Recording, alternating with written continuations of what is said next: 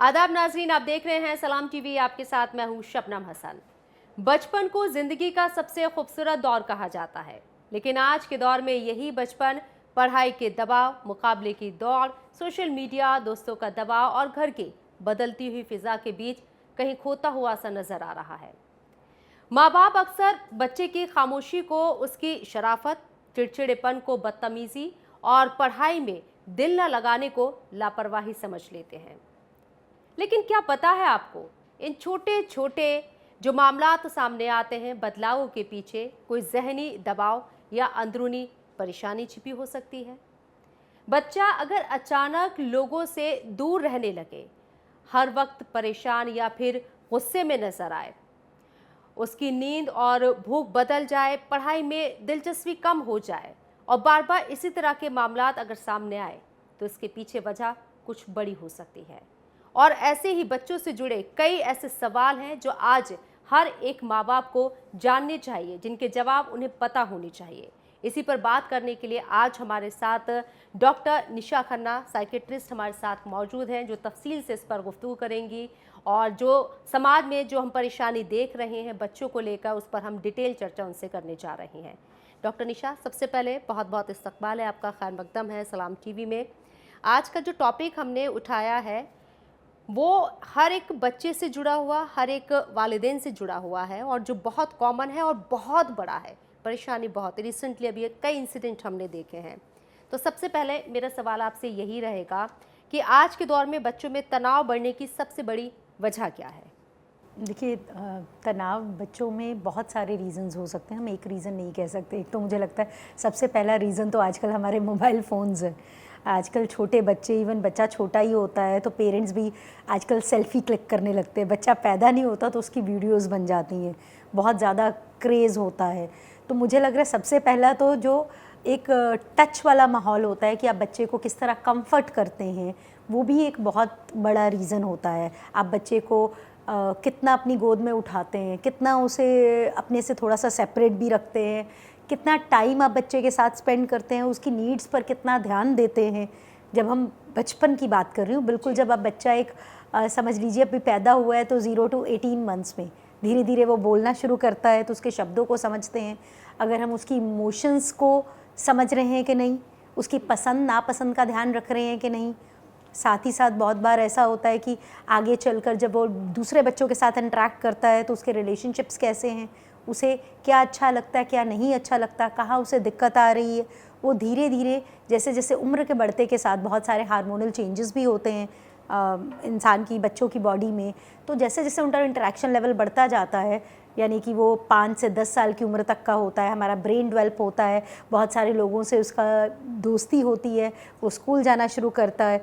तो वो सारी चीज़ें मिलकर आप कह सकते हैं कि उम्र के हर एक पड़ाव पर अलग तरह की एक मुश्किल आती है। उस मुश्किल को वो कैसे कोप कर पाता है, उसके बहुत सारे रीज़न्स हैं। और उसमें आपके घर का एनवायरनमेंट, माँ बाप की परवरिश, स्कूल जहाँ वो जा रहा है, फैमिली के दूसरे मेंबर्स, और आजकल जो हम सोशल मीडिया या डिजिटल वर्ल्ड से कितना ग्रास्प कर पा रहे हैं, ये सारी चीज़ें पूरा इसी से बोलते हैं इन्वायरमेंट। आपके टेम्परामेंट जो हमें हेरिडिटरी पेरेंट्स से जीन्स के रूप में मिलता है, हमारे एक्सपीरियंसेस जो अच्छे भी हो सकते हैं, बुरे भी हो सकते हैं, वो एक्सपीरियंसेस हमारे इन्वायरमेंट से आते हैं। पेरेंट्स से हमें टेम्परामेंट जीन्स के रूप में मिला है। फिर उम्र के साथ जैसे भी हम पढ़ाई करना शुरू करें तो एजुकेशन का भी अपना एक रोल होता है। इसके साथ साथ जोग्राफिकल एनवायरनमेंट जहाँ आप रह रहे हैं, वही स्कूल में पढ़ रहे हैं, वहाँ के टीचर्स का एनवायरनमेंट, वहाँ के आपके अपने साथ में जो फ्रेंड्स हैं, जिस कॉलोनी में आप रहते हैं, उन सब चीज़ों का बच्चे की मानसिक स्थिति में, शारीरिक अवस्था पे पूरे ओवरऑल असर पड़ता है। और वही कहीं ना कहीं प्रॉब्लम की वजह भी बनता है, क्योंकि जब आप उससे कोप नहीं कर पाते तो प्रॉब्लम तो वही है।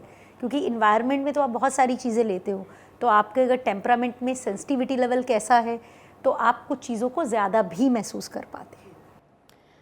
ये मुद्दा इतना बड़ा होता जा रहा है, आपने पुणे का भी रिसेंटली इंसिडेंट देखा होगा और भी कई ऐसे मामले सामने आए हैं जिसने एक फ़िक्र पैदा कर दी है। मैं बार बार कह रही हूँ क्योंकि ये जो घटनाएं हैं, जो ये वाक़यात हैं, बड़ों को भी कहीं ना कहीं परेशानी में डाल रही हैं। मेरा आपसे अगला सवाल है, बच्चे में आम तनाव और गंभीर जहनी परेशानी के बीच फ़र्क कैसे किया जाए, कैसे पहचाना जाए? देखिए मोस्ट ऑफ द टाइम जब स्पेशली बच्चा स्कूल जाने लगता है, अगर हम उस वक्त की बात करें, तो बच्चा कई बार दूसरे बच्चों के साथ इंटरेक्ट नहीं करता, छोटी छोटी बात पर बहुत इरिटेट हो रहा है, कई बार उसको लगता है कि मुझे लोग समझ नहीं रहे हैं, या अलग थलग रहता शुरू कर देता है। इरिटेबिलिटी तो है ही, कई बार एकेडमिक्स में ध्यान नहीं रहता है, वो भी आपको एक लगता है कि बच्चा पढ़ाई में ध्यान नहीं दे रहा है। कई बार वो फ़ोन पर ज़्यादा टाइम स्पेंड कर सकता है। आई वुड से कई बार अपने दिल की बात, कई बार जैसे बच्चे जब टेम्पर टेंट्रम्स करते हैं तो वो चिल्लाना, चीखना, इवन सामान फेंकना या आपसे बदतमीज़ी से बात करना, ये सारे सिम्टम्स हैं जो बच्चे में आते हैं। अब बच्चा बहुत ज़्यादा हाइपर एक्टिव है, बहुत ज़्यादा शरारतें कर रहा है, तो उससे भी आपका ध्यान जाएगा कि बच्चे में ये सारे सिम्टम्स हैं। हमें बच्चे को या तो खुद उसके साथ बैठ के बात करनी चाहिए, और अगर ज़रूरत पड़े तो किसी मनोवैज्ञानिक या चाइल्ड साइकोलॉजिस्ट के पास जाके, बाल मनोवैज्ञानिक के पास जाके उसे देखना चाहिए। क्योंकि आजकल तो हर स्कूल्स में भी काउंसलर्स हो गए हैं, तो जो आपके बच्चों को अटेंड करते हैं या आपकी कुछ मुश्किलात हैं, आजकल बहुत सारी चीज़ें हैं, हम पढ़ सकते हैं बहुत सारा इन चीज़ों के बारे में। तो मुझे लगता है जो छोटे छोटे साइंस भी हैं उनको इग्नोर ना करें।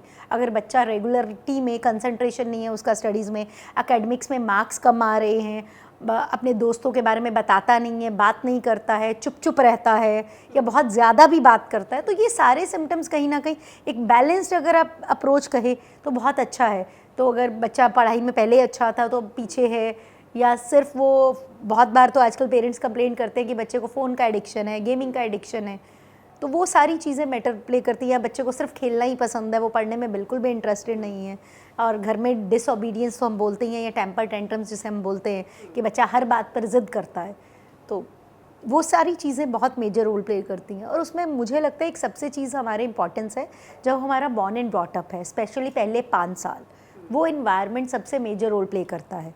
जब हम बात करते हैं 0 to 18 मंथ्स के चाइल्ड की, उसमें बेसिकली जो घर का इन्वायरमेंट है, अगर हम साइको सोशल डेवलपमेंट की स्टेजेस की बात करें एरिक्सन की, तो पहली स्टेज उसमें आती है जिसमें हमें ट्रस्ट की फीलिंग्स आती है। इन्वायरमेंट में हम विश्वास करते हैं, लोगों में मुझे विश्वास करना है कि नहीं, या मेरी साथ ज़िंदगी में अच्छा कुछ होगा कि नहीं। ये पहले 0 से 18 महीनों में, 18 मंथ्स तक में चाइल्ड को जो घर में इन्वायरमेंट मिलता है, आसपास में इन्वायरमेंट मिलता है।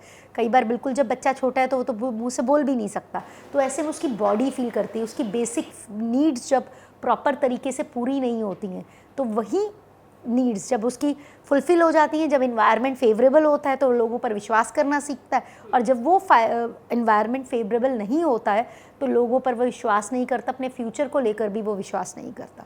तो कहीं ना कहीं अगर हम बोलते हैं कि शक के जो बीज है, वो कहीं ना कहीं आपको डिस्कम्फर्ट के जो बीज है वो आपके 0 to 18 मंथ्स के चाइल्डहुड में आते हैं। आपने एक बात यहाँ पर कही कि 0 से जो 5 इयर्स के बीच का जो गैप होता है वो बहुत क्रूशियल होता है, यह बहुत इंपॉर्टेंट होता है। इस लिहाज से मैं समझना चाहूँगी आपसे, क्योंकि उस टाइम पे बच्चा इतना छोटा होता है, पेरेंट्स उसको अच्छी तरीके से समझ नहीं पाते, उसकी क्या फीलिंग्स है वो खुद भी नहीं बता पाता है, और जो फर्स्ट टाइम जो पेरेंटिंग कर रहे होते हैं उनके लिए तो ये चीज़ें बहुत टफ होती हैं। तो ये दौर आप कैसे देखती हैं? देखिए, एक उम्र के साथ साथ अलग अलग तरह की ट्रेनिंग्स पेरेंट्स की तरफ से होती है, और वो ट्रेनिंग बहुत ज़रूरी भी है, there is no doubt about that. बस उस ट्रेनिंग को पेरेंट्स किस तरीके से करते हैं, क्योंकि मुझे लगता है बच्चे सबसे ज़्यादा मॉडलिंग से सीखते हैं। मॉडलिंग मतलब जो माँ बाप कर रहे हैं, अगर माँ बाप मोबाइल का ज़्यादा इस्तेमाल कर रहे हैं तो मोस्टली आप सीखेंगे बच्चा भी करेगा। आजकल तो पेरेंट्स खुद ही बच्चे को मोबाइल देना शुरू कर देते हैं कि बच्चा खाना नहीं खा रहा, चलो मोबाइल देखेगा खाना खा लेगा, टीवी देखेगा खाना खा लेगा, गाना सुनेगा तो डांस करेगा। तो मैं वही कह रही हूँ, शुरुआत तो बच्चे के बर्थ के साथ ही होती है। जैसे उसके वो आंखें खोलता है तो उसकी पिक्चर पहले बनती है, उसकी वीडियोस पहले बनती है, सबको उसके साथ सेल्फी लेना होता है, उसे सोशल मीडिया पर डालना होता है। तो हम आज की वर्ल्ड, जिस तरह के हम डिजिटल वर्ल्ड में हैं, उससे बहुत ज़्यादा बच्चा भी इन्फ्लुएंस होता है, क्योंकि बहुत सारी इन्फॉर्मेशन आप एक फ़ोन के क्लिक पर, आजकल छोटे से छोटे बच्चे को पेरेंट्स नहीं सिखाते, बच्चा खुद सीखता है। मतलब कई बार तो पेरेंट्स ये बोलते हैं मुझसे ज़्यादा अच्छा फ़ोन तो मेरा बच्चा चला रहा है।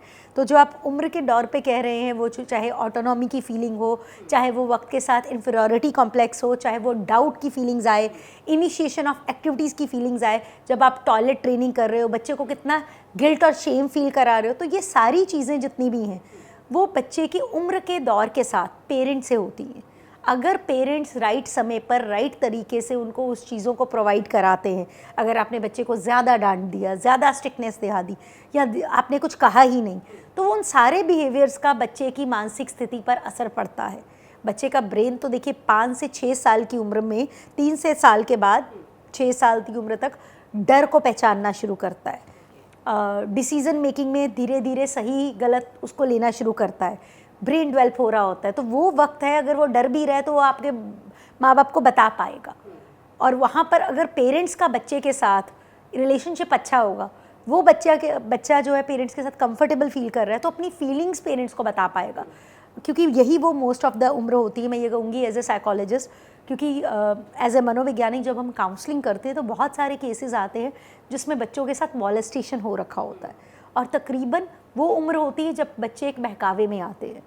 अधिकतर वो उम्र जो मैंने अपने एक्सपीरियंस में देखी है वो कहीं ना कहीं 4 साल से शुरू हो जाती है, 4, 7 साल, 10 साल उसके बाद। तो अगर पेरेंट्स का रिलेशनशिप बच्चों के साथ अच्छा हो, तो अगर कोई दूसरा बच्चे के साथ गलत हरकत कर रहा है या किसी चीज़ का डर दिखा रहा है या उसे किसी चीज़ पर बहकाने की कोशिश कर रहा है, तो अगर पेरेंट्स का रिश्ता बच्चे के साथ अच्छा होगा तो ऐसे डिस्कम्फर्ट के इन्वायरमेंट को अपने पेरेंट्स को कम्युनिकेट कर पाएंगे। क्योंकि 6 से 12 साल का तो उसका प्यूबर्टी का टाइम हो गया, हार्मोनल चेंजेस धीरे धीरे उसके बाद आना शुरू हो जाते हैं, तो बच्चे में धीरे धीरे जैसे इंडिपेंडेंस की चीज़ें आती हैं, फिर आपकी बॉडी में चेंजेस होते हैं, उसके बाद आना शुरू होता है। तो ये सारी चीज़ें बहुत मेजर रोल प्ले करती हैं।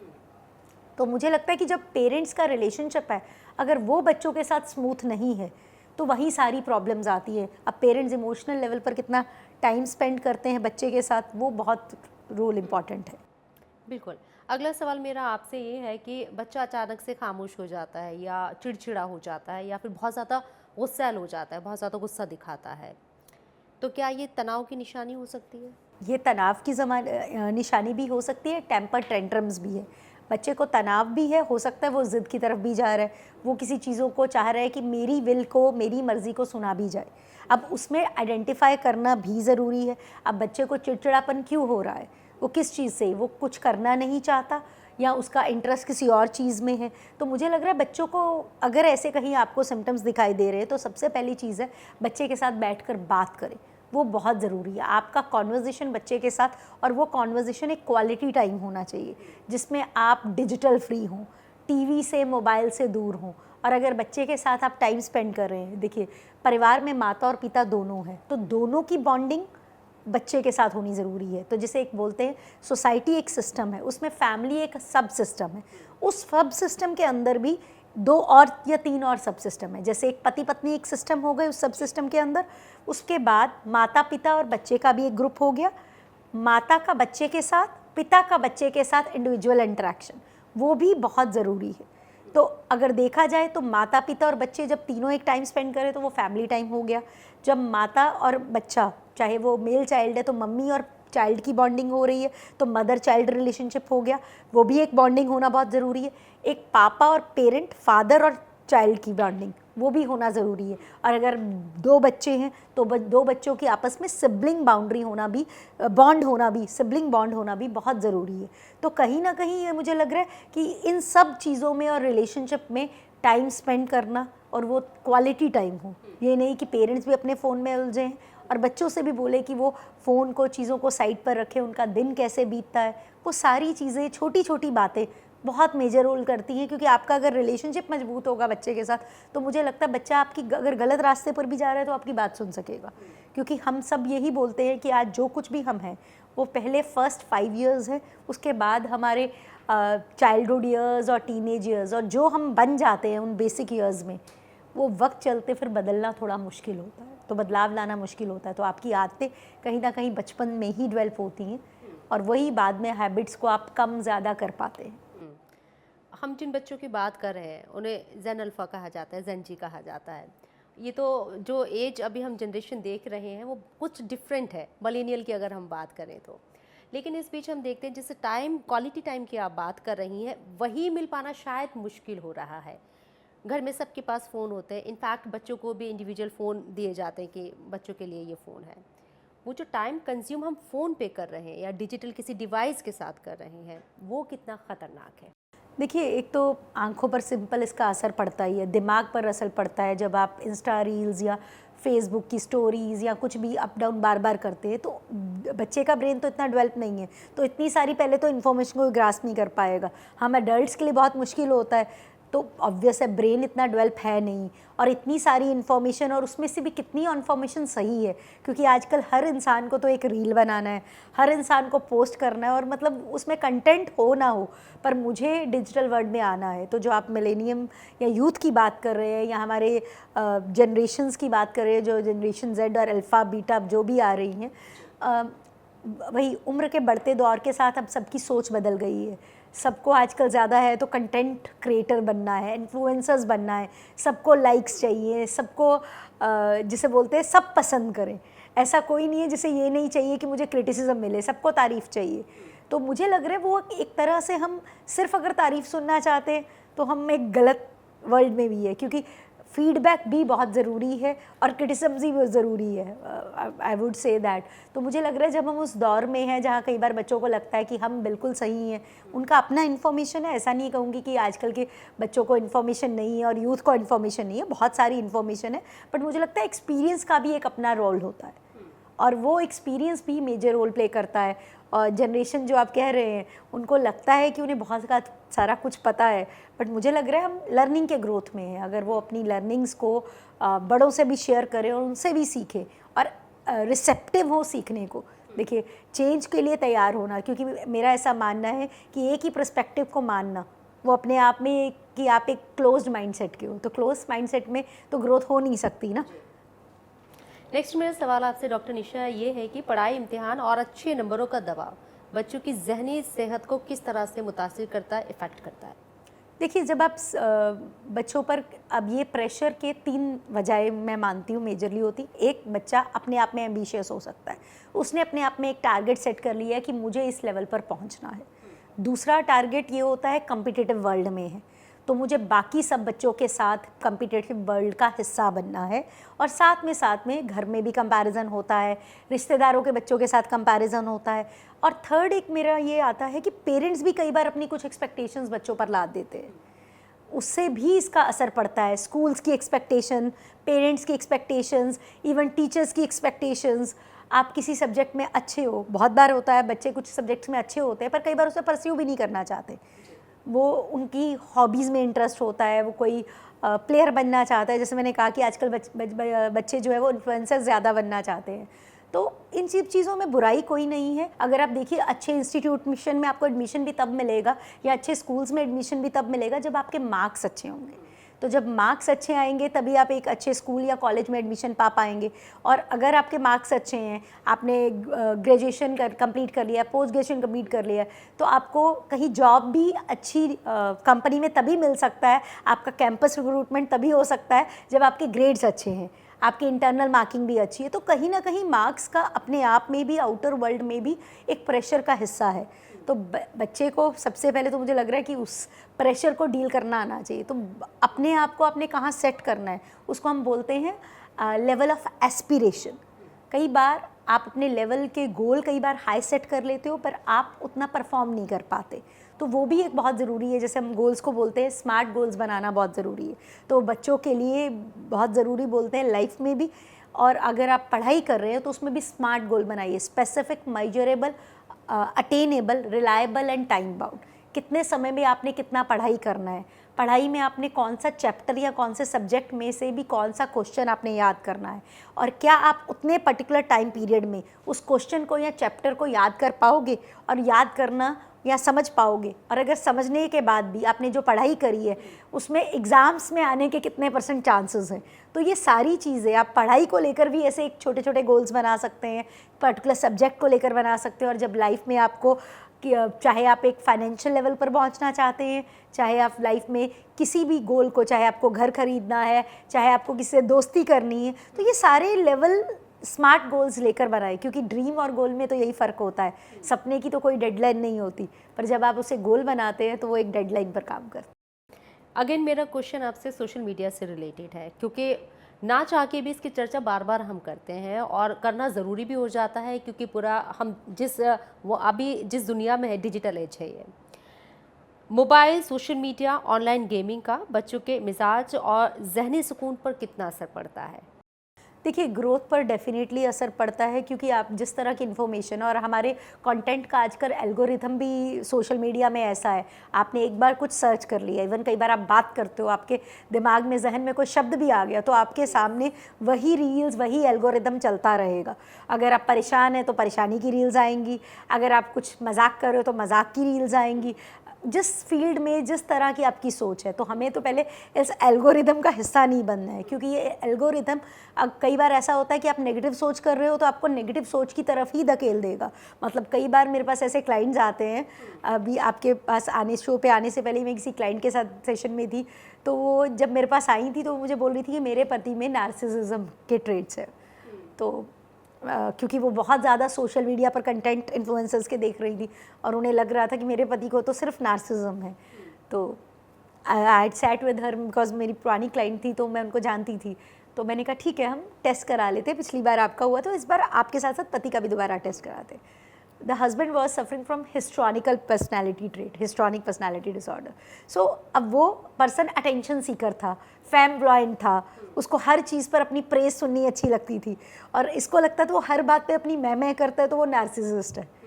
क्योंकि इस पर्टिकुलर केस में वाइफ में कुछ डिप्रेसिव ट्रेट्स थे, डिस्थाइमिया था, मेजर डिप्रेशन था, बहुत ज़्यादा वो एक्सट्रीमली सेल्फ सैपोडाइजिंग स्टेट्स थे, सेल्फ इन्फ्लिक्टिंग थी, डिपेंडेंट पर्सनालिटी थी, थोड़े से पैरानोया के ट्रेट्स थे। तो मैं एग्जांपल इसलिए दे रही हूँ कि हम समझ पाए कई बार जब हम जो कंटेंट कंज्यूम करते हैं वही हमें बहुत ज़्यादा डिप्रेस बना देता है। बिल्कुल। 2 क्वेश्चन है जिनका आंसर मैं जल्दी जल्दी लेना चाहूँगी आपसे। वैसे तो ये टॉपिक इतना वास्ट है कि इस पर हम जितना डिस्कशन करें वक्त कम पड़ जाएगा, लेकिन मेरा अगला सवाल आपसे ये है कि इन हालात में वालिदैन को घर पर बातचीत और सपोर्ट से आगे बढ़कर काउंसलर या साइकेट्रिस्ट से मशवरा लेना चाहिए? कब फील हो? बच्चे आपसे बिल्कुल दिल की बात नहीं कर रहे हैं, बच्चे घर में सामान तोड़ रहे हैं, बच्चे का बिल्कुल भी पढ़ाई में मन नहीं लग रहा है, ये बहुत ज़्यादा सीरियस सिम्टम्स हैं। क्योंकि बच्चा अगर हर बात पे ज़िद कर रहा है, बच्चा हर बात पे रो रहा है, अगर वो उसको अपनी ज़िद पूरी करवाने के लिए, अगर मान लीजिए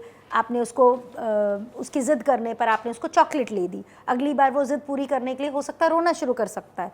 आपने उसको फिर से उसके मनचाहा कोई खिलौना ले दिया, उसके बाद वो ज़मीन पर लेट सकता है। बच्चे घर में अगर सामान तोड़ रहे हैं, बहुत ज़्यादा डिसरिस्पेक्टफुल बात कर रहे हैं, तो मुझे लग रहा है ये बहुत सारी चीज़ें हैं। कई बार वो बिहेवियर घर में बहुत अच्छे से बिहेवियर करते हैं, आउटर वर्ल्ड के साथ करते हैं। बच्चा हो सकता है बुलिंग का शिकार हो रहा हो, स्कूल में उसके साथ कुछ बुरा हो रहा हो, क्योंकि स्कूल में, कॉलेज में, अब स्पेशली जब बच्चे बोर्डिंग स्कूल्स में जाते हैं तो बहुत सारे बच्चे हैं जहाँ पर उनको बुलिंग, वायलेंस, सेक्सुअल अब्यूज़ का वो शिकार होते हैं। कई बार आप अपने ही एजमेंट से शिकार होते हो, कई बार अपने सीनियर से होते हो। तो कोई भी चीज़ आप देखिए, जब आप लंबे समय तक कोई भी सिम्टम्स को नोटिस कर रहे हो, बच्चा आपसे बिल्कुल बात करके स्कूल की बात करना बंद कर दिया है, वो दोस्तों के साथ बिल्कुल खेलने नहीं जा रहा, चुप चुप बहता रह रहा है, खुद को अलग थलग कर रहा है, तो ये अपने आप में बहुत बड़े साइंस हैं इरिटेबिलिटी का। 5 ऐसी कौन सी आप बातें बताना चाहेंगी पेरेंट्स को जो बच्चों के साथ तनाव से निपटने में मदद करें उनको? एक मैं ये बोलूँगी, क्वालिटी टाइम स्पेंड करना। क्वालिटी टाइम में नो डिजिटल मीन्स ना टीवी, ना कंप्यूटर्स, ना आप मोबाइल फ़ोन्स का इस्तेमाल करेंगे। बच्चों के साथ क्वालिटी टाइम स्पेंड करेंगे और उसमें आप इमोशनल बात करेंगे, बच्चे को कैसा फील हो रहा है, उसका दिन कैसा गया। और मैं एक चीज़ और भी बच्चों पेरेंट्स को बोलती हूँ, अपनी पर्सनल चीज़ें बच्चों के साथ शेयर नहीं करें। क्या करना है वो बहुत ज़रूरी है और क्या नहीं करना है। बहुत सारे पेरेंट्स बच्चों में अपना इमोशनल सपोर्ट ढूंढने लगते हैं। कई बार आपको एक पार्टनर से, स्पेशली फीमेल के लिए होता है, जब पार्टनर से अटेंशन नहीं मिलता है, पार्टनर इमोशनली अवेलेबल नहीं होता, तो वो बच्चे की तरफ अपना पूरा सेंटर ऑफ अटेंशन कर देती हैं। तो मुझे लगता है पेरेंट्स को वो भी नहीं करना चाहिए। बच्चे के साथ आप चाहें तो मुझे लग रहा है दोनों पेरेंट्स को टाइम स्पेंड करना, सिर्फ एक ही पेरेंट को नहीं, क्योंकि इमोशनल बॉन्डिंग फिर एक पेरेंट के सासाथ बनेगी। चाहे वो 5 से 10 साल का बच्चा है, चाहे वो 10 से 15 साल का बच्चा है, 17 साल का बच्चा है, या 20-21 साल तक हम हिंदुस्तान में बोलते हैं, टिल 18 ईयर्स तो हम सेंसिटिव एजेस बोलते ही हैं। पर आपको पता होना चाहिए कि बच्चा क्या कर रहा है। मैं ये नहीं कहती कि बच्चा हर वक्त आपको रिपोर्ट दे, बट उसका सर्कल कैसा है, उसे क्या पसंद है, क्या नहीं पसंद है, किन सब्जेक्ट को वो लेना चाहता है, और उन सब्जेक्ट्स को लेकर भी उसको पढ़ने में डिफ़िकल्टी तो नहीं हो रही है, उसको कोई प्रॉब्लम तो नहीं आ रही है, उसके साथ दिन में अच्छा क्या हुआ, दिन में बुरा क्या हुआ, अगर इस टॉपिक को बता दे। अगर डिप्रेशन का आपने सिंपल सिम्टम हम बोलते हैं ग्रेटिट्यूड, दिन में अच्छा क्या हुआ, अगर ये एक सिंपल सा टास्क भी अपने साथ रख ले कि आज दिन में बेटा आपके साथ अच्छा क्या हुआ। बुरी चीज़ों को भी हम डिस्कस कर सकते हैं, पर आज हम नोटिस करेंगे कि ग्रेटिट्यूड करेंगे भगवान ने हमें ज़िंदगी में अच्छा क्या दिया, क्योंकि जेलेसी के ट्रेट्स भी बच्चों में इसी उम्र में आते हैं, स्पेशली घर से शुरू होते हैं। तो वहाँ पर एक फिस्टिंगर की थ्योरी है जिसे बोलते हैं सोशल कंपैरिजन थ्योरी। उस थ्योरी के अकॉर्डिंग 4 तरह से हम कंपैरिजन करते हैं। एक होता है अपवर्ड कंपैरिजन, एक होता है डाउनवर्ड कंपैरिजन, उसमें भी पॉजिटिव कंपैरिजन होता है, एक नेगेटिव कंपैरिजन होता है। पॉजिटिव कंपैरिजन में क्या होता है, जब कोई हमसे कम होता है उसको देखकर हम ग्रेटिट्यूड शो करते हैं। तो मुझे लगता है अगर पेरेंट्स को ये नॉलेज होगा, और पेरेंट्स ही सिखा सकते हैं बच्चों को कि अगर हम कंपेयर कर रहे हैं जो हमसे नीचे है, तो हम भगवान का शुक्रिया अदा करें। वो आपके खाने पीने, पहरावे, आपके लाइफस्टाइल से रिलेटेड हो सकता है, आपके स्टडी से रिलेटेड हो सकता है। तो आपको अगर हम पॉजिटिव कंपैरिजन करेंगे तो हम शुक्राना करेंगे, ग्रेटिट्यूड करेंगे। उसी के साथ साथ अगर हम पॉजिटिव ग्रेटिट्यूड और कंपैरिजन अगर अपवर्ड करते हैं, कोई बच्चा हमसे स्टडीज़ में आगे है, कोई बच्चा लाइफस्टाइल में आगे है, तो हम उस पर इंस्पायर फील करें। तो पेरेंट्स अगर इस चीज़ को समझेंगे, और नेगेटिव कंपैरिजन है हम में इन्फीरियरिटी की फीलिंग्स आ रही हैं, तो हम नेगेटिव कंपेयर कर रहे हैं, जो हमसे नीचे है उसको देखकर इन्फीरियर फील करा रहे हैं, इन्फीरियर फील कर रहे हैं, और हमसे कोई ऊपर है तो हमें जेलेसी की फीलिंग आ रही है, लो सेल्फ एस्टीम हो रही है, तो वो हमारा अपवर्ड नेगेटिव कंपैरिजन है। तो मुझे लगता है ये चीज़ें बच्चों को एक्सप्लेन करनी ज़रूरी है, और हमें भी खुद इन बातों का ध्यान रखना है हम बच्चों के साथ किस कॉन्वर्जेशन लैंग्वेज का प्रयोग करते हैं। कभी कोशिश करिए तो नेगेटिव शब्दों का प्रयोग ना करें, जितना भी हो सके पॉजिटिव अफर्मेशंस का प्रयोग करें, बट उनको फीडबैक और रिजेक्शन की आदत ज़रूर डालें। कई बार पेरेंट्स सिर्फ पॉजिटिव शब्द बोलते हैं, पर बच्चों को रिजेक्शन भी ना बोलना भी आना चाहिए, और ना बोलना भी सीखना चाहिए, क्योंकि जिन बच्चों को ना सुनने की आदत नहीं होती उन्हें लाइफ में आगे चलकर बहुत प्रॉब्लम्स होती हैं। जब फेलियर्स मिलते हैं, जब रियलिस्टिक प्रॉब्लम्स आती हैं, चाहे वो पार्टनर के साथ हो, चाहे वो जॉब्स में हो, तो ना भी एक शब्द है, और रिजेक्शन भी सिखाना पेरेंट्स का ही फ़र्ज़ है कि आपको हर चीज़ नहीं मिल सकती, वो उम्र के दौर के साथ मिलेगी। बहुत बहुत शुक्रिया डॉक्टर निशा खन्ना आपका, आपने कीमती वक्त दिया और इतने इम्पॉर्टेंट मौजू के ऊपर आपने हमारे साथ गुफ्तगू की। और मैं उम्मीद करती हूँ कि ये पॉडकास्ट देखने के बाद उन तमाम वालिदैन को बहुत हेल्प मिलेगी जो इस तरह की सिचुएशन से जूझ रहे हैं या इस तरह की सिचुएशन को फील कर रहे हैं अपने बच्चों के साथ। बहुत बहुत शुक्रिया आपका।